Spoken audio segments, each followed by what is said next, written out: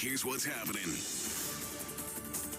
Good afternoon. I am Vanessa Thomas with the 12 o'clock news on the street, 919 FM, and online Facebook and YouTube, sponsored by the Sea Champion. In the headlines, Trinidad and Tobago's financial sector remains stable. Further talks to be held on the reopening of schools. Whitco's profit falls by $12 million because of COVID.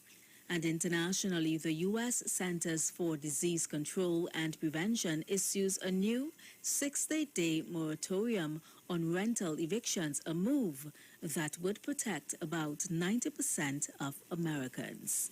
And now the news in detail. Trinidad and Tobago's financial sector has remained resilient and stable during the COVID-19 pandemic, according to the central bank's Financial Stability Report. The report stated that soundness indicators for the banking and insurance industries suggest that risks related to the pandemic were largely contained. The bank says institutions maintained healthy capital and liquidity buffers while contending with deterioration in asset quality and profitability ratios. According to the central bank, initially, the pandemic adversely affected the pension sector investment portfolios, but it noted that asset valuations improved by the end of the year on account of some recovery in foreign equity markets. The Ministry of Education will meet with officials from the Trinidad and Tobago Unified Teachers Association on August 16th to hold further discussions relating to the proposed reopening of schools in September. Education Minister Dr. Nayan Gasvidoli says internal meetings were currently occurring to settle revisions based on stakeholders' recommendations. Meanwhile, similar meetings with other stakeholders have been scheduled for the next 2 weeks, which will be the second round of consultations with all involved in ensuring a smooth start to the new academic term. The new school term will begin on September 6th.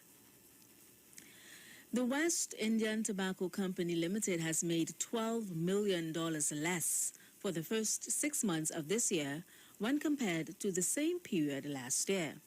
According to Whitco's unaudited interim results for the period ended June 30th, 2021, the company recorded a profit before tax of $265.7 million.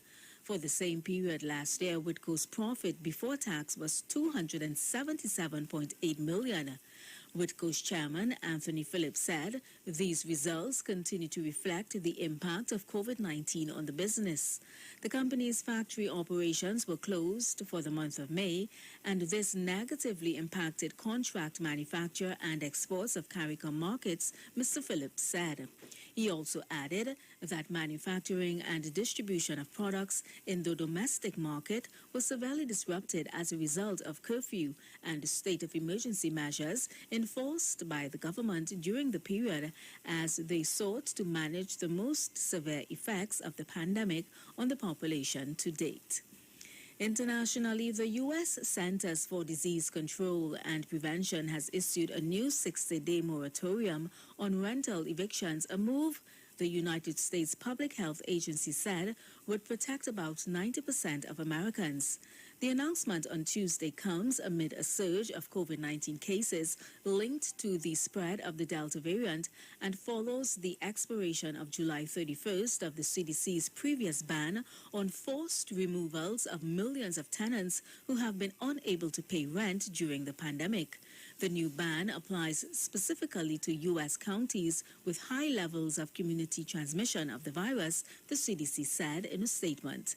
Meanwhile, President Joe Biden told reporters at the White House that the new eviction ban is intended to provide more time for renters and landlords to obtain financial assistance through a federal aid program administered by states and localities.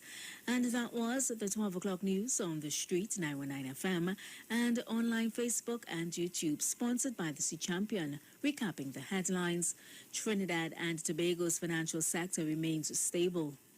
Further talks to be held on the reopening of schools.